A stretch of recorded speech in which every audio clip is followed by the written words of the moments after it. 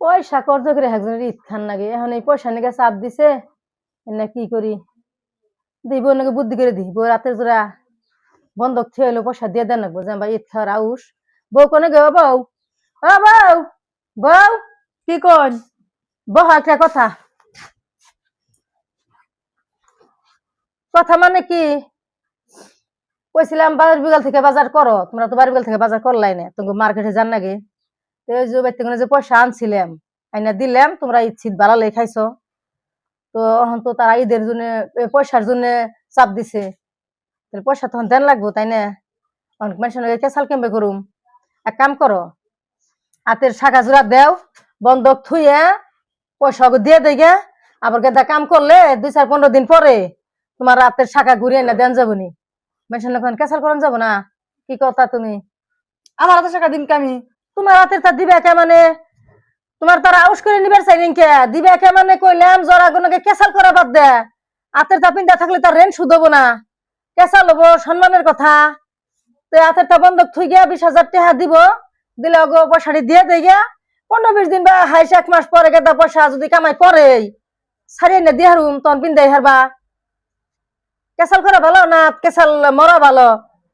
পিন্দা থাকলে কি আর কেসাল মরবো আনে কি কনিন না আনে কি কইবার চান?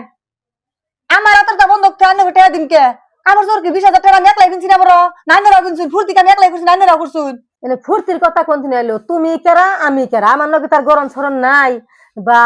আমার কাছে পয়সাও নাই যদি আমার কাছে পয়সা থাকতো বা আমার গরম থাকতো তাহলে তার তোমার কইতাম না সংসারের মধ্যে তুমি আর আমি তি আর পয়বলাহান তো এখন সংসারের ঝামেলা তো তোমার আর আমার ইনান লাগবো তাই না রাগ করো কে তুমি ভালো কথাই তো কইছি আমি ঝামেলা তো আমার আর তোমার মধ্যে আইব রাগ করার কি আছে গরমটা দিলে বা কি হবো 1 মাস গরম না ফিনলে বা কি হবো আজকে আনে গরমের টাকা বললো কে? আজকে আমার গরম ফেলে চোখাইলো কে? আর আজকে এত দিন ধরে বিয়ে হয়ে গেছে গা আনেরা গরম দিবেন দিবেন দেন না আমার মায়ের কাছে কইছে আমার মায়ের গরম নিচ্ছে সেই গরমে ফেলে আনে চোখাই পরে